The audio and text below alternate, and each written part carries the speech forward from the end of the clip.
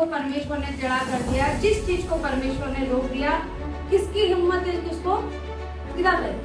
अगर दुष्ट आत्मा मनुष्य के द्वारा जादू टोना करके मेरे साथ चाहिए पहला शमूएल 16वां अध्याय और उसकी 14वां आयत 49 से हम पढ़ेंगे। पेज नंबर है 349।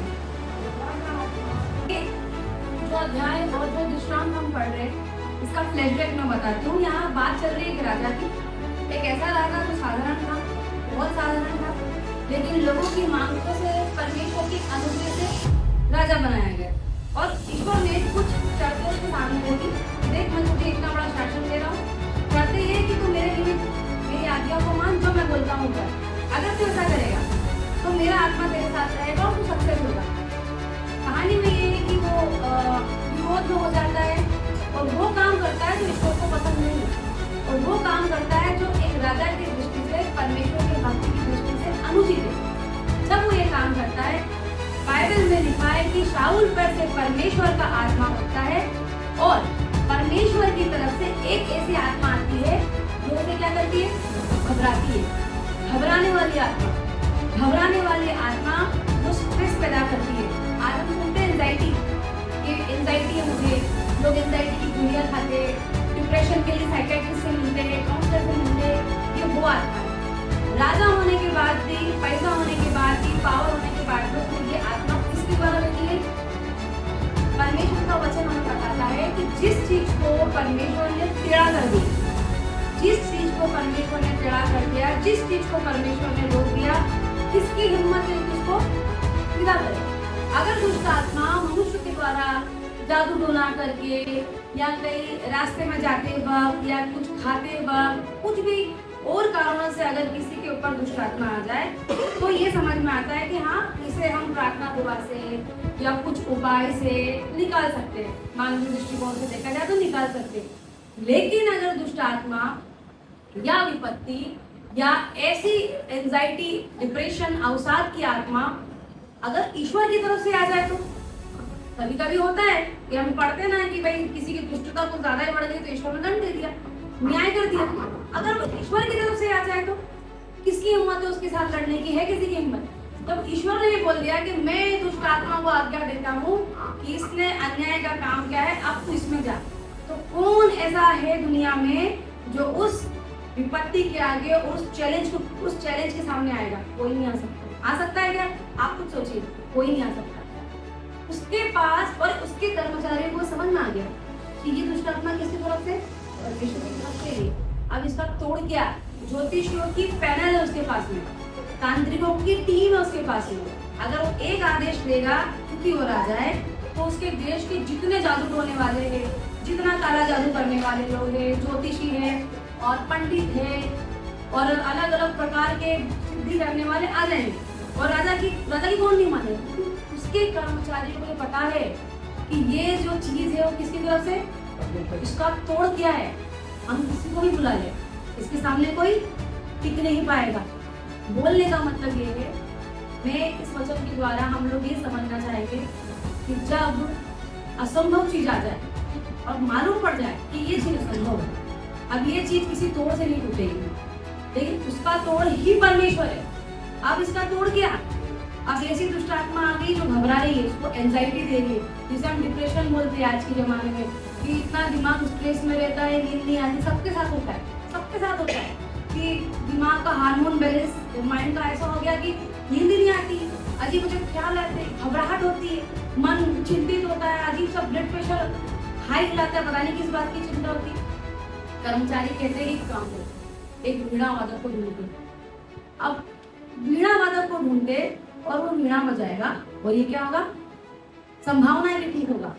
जो उसके कर्मचारी थे, जो राजा के आसपास होते थे, वो एक्सपर्ट होते थे, जिनमें बुद्धि होती थी कि इसका क्या कर सकते हैं। ज्योतिषी सही नहीं होगा, तांत्रिक सही नहीं होगा, क्योंकि बताइए क्या उस राज्य में गिटार बजाने, वीणा बजाने और म्यूजिशियन की कमी होगी क्या? नहीं। लेकिन ऐसा म्यूजिशियन चाहिए था, ऐसा गिटार बजाने वाला, उस गिटार मतलब जो उस जमाने में वाद्य यंत्र थे, ऐसा म्यूजिशियन चाहिए जिसके साथ कौन रहे? क्योंकि ये जो तोड़ है, ये जो विपत्ति है, एक ही चीज से जा सकती है, केवल परमेश्वर की सच्चे आराधक। और दाऊद का मैं आपको चरित्र बताऊं, दाऊद एक नॉर्मल लड़का था, उस वक्त लड़ाइया था, लेकिन लिखा क्या है कि एक कहता है कि मैं जानता हूँ एक लड़के को, रूपवान भी है, बोलने में भी निपुण है, टैलेंटेड है, और सबसे बड़ी बात उसके साथ कौन रहता है? परमेश्वर रहता है।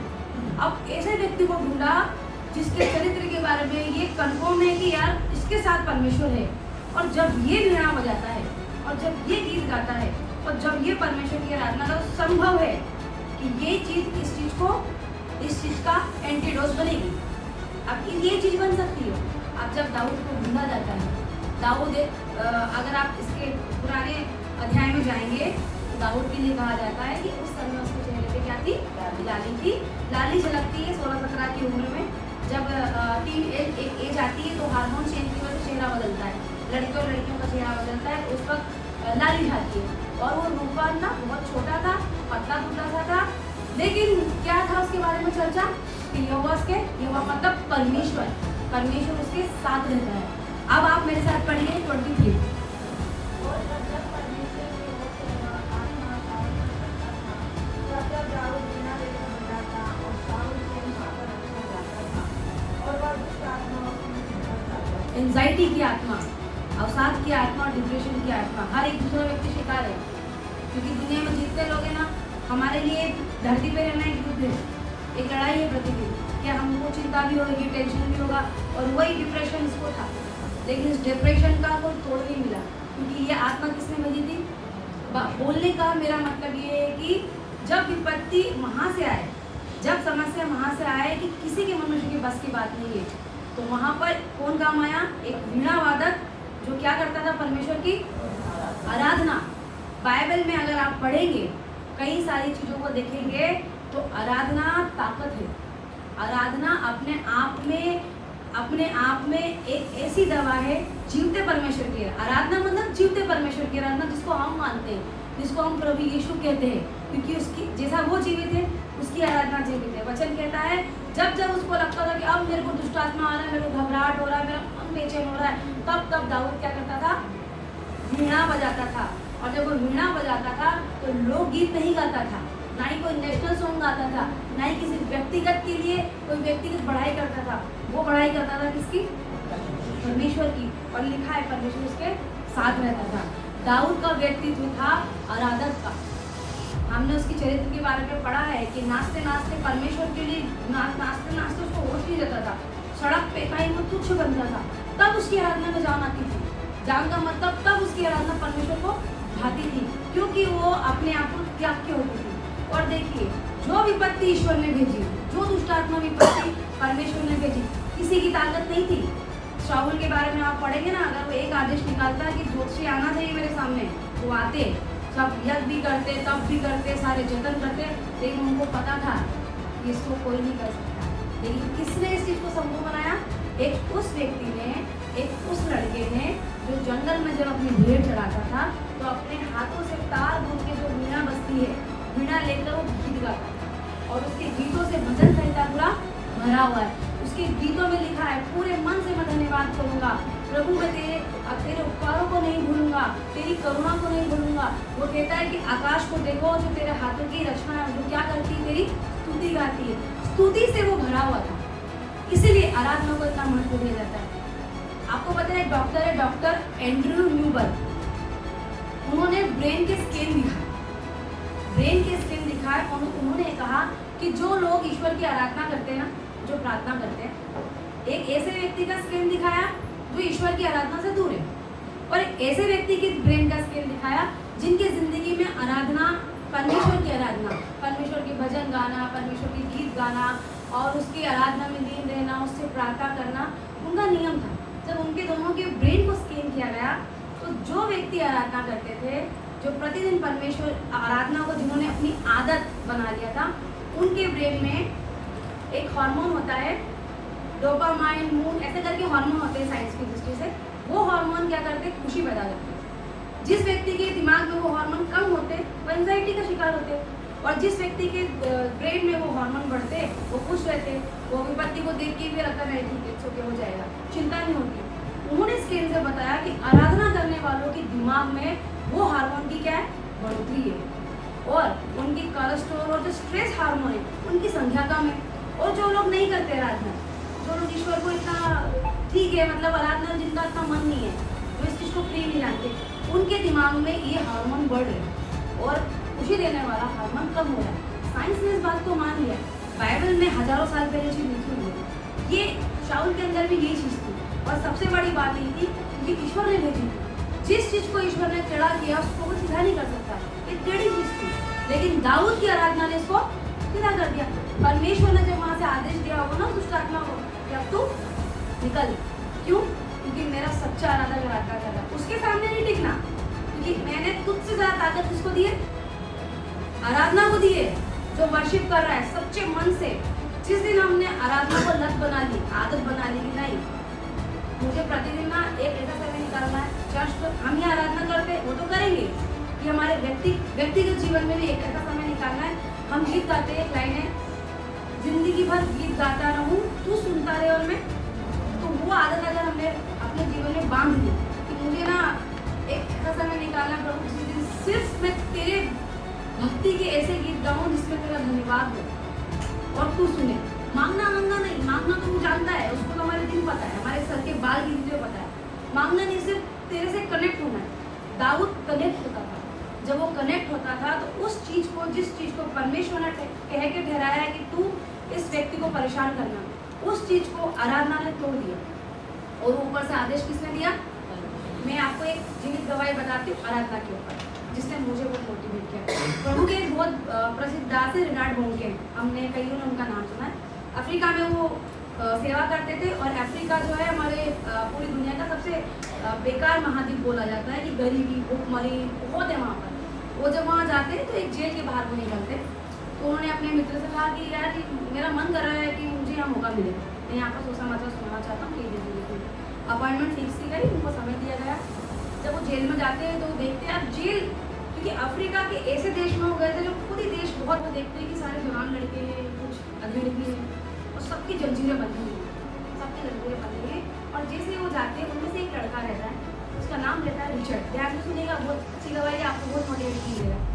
उसका नाम रहता है रिचर्ड और क्योंकि उनके दोनों हाथों में और दोनों पैरों में मोटी जंजीरें बंधी हुई होती हैं और जब वो जाते हैं तो वो आराधना लीडर रहता है। जैसे हमारे क्वायर रहती है तो वो एक व्यक्ति रहता है आराधना लीडर। तो म्यूजिक सिस्टम तो कुछ है नहीं, जेल में क्या मिलेगा और ऐसे कहते हो क्या मिलेगा, तो गाना गाते आज का दिन यहोवा ने बनाया।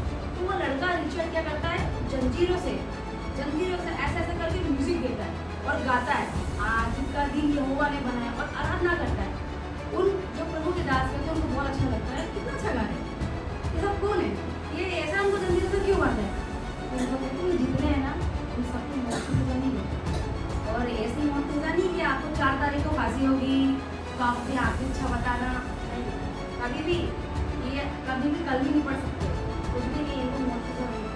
जब हमने देखा लड़के को मौत की सजा हुई और जंजीरों से वो म्यूजिक दे रहा है, उनका दिल भर आया और पवित्र आत्मा ने उनको बोला कि रिनार्ड बोल, ये रिचर्ड मरेगा नहीं, ये मेरा सुसमाचार सुन।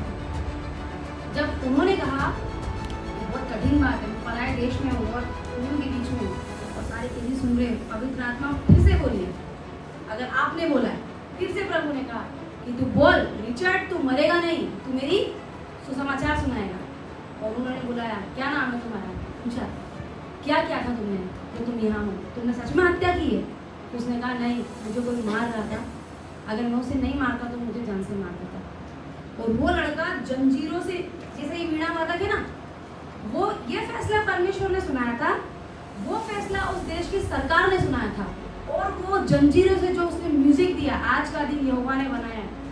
और रिनार्ड बोंके जी ने कहा रिचर्ड, मुझे यीशु ने कहा है कि तू मेरे नाम का सुसमाचार सुनाएगा, तू मरेगा नहीं। और ये सुन के वो रोने लगा और पेड़ की तरफ देखने लगा। पता उसने क्या कहा?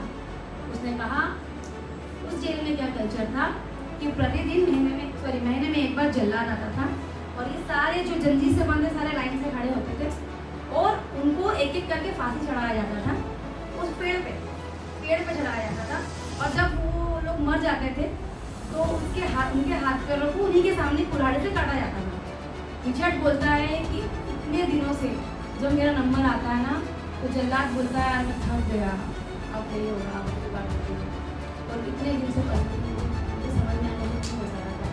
और मैं हमेशा सोचता था आज मेरा अंतिम दिन है, अब मेरे भी हाथ पे कुल्हाड़ी से काटे जाएंगे, तो उद्देश्य ऐसा है। लेकिन यीशु मसीह मुझे इसलिए बचाया था। फिर वो कहते हैं प्रभु ने मुझे बोला रिचर्ड तू समाचार सुनाएगा। वो फैसला जो उसकी सरकार ने सुनाया था, ये फैसला जो परमेश्वर ने सुनाया था, दोनों को एक सच्ची आराधना ने तोड़ा।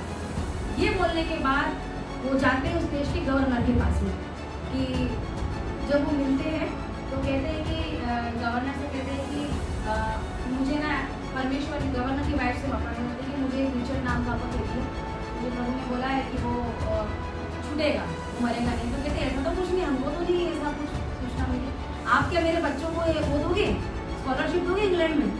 वो कहता है कि मैं रिश्वत नहीं देता, वो छूटेगा, प्रभु ने मुझे बोला है। कुछ महीने बीतते हैं, उसके पास फोन आता है इग्नाट होंगे के पास उनके फोन का कि रिचर्ड छूट गया है। कुछ साल के बाद जब वो कहीं जाते हैं तो एक लड़का आता है कोट वोट पहने और उनके पैर पड़ता, कहता है कि मैं वही हूँ रिचर्ड जिसको परमेश्वर ने छुड़ाया। कहने का मतलब ये है कि कोई भी फैसला हो, कोई भी डिसीजन हो, सरकार ने लिया हो, किसने ये बाइबल गवाही, ये बाइबल झूठी नहीं है, एक आराधना परमेश्वर से कनेक्ट होना आराधना में उसको धन्यवाद देना हर फैसले को तोड़ देती है।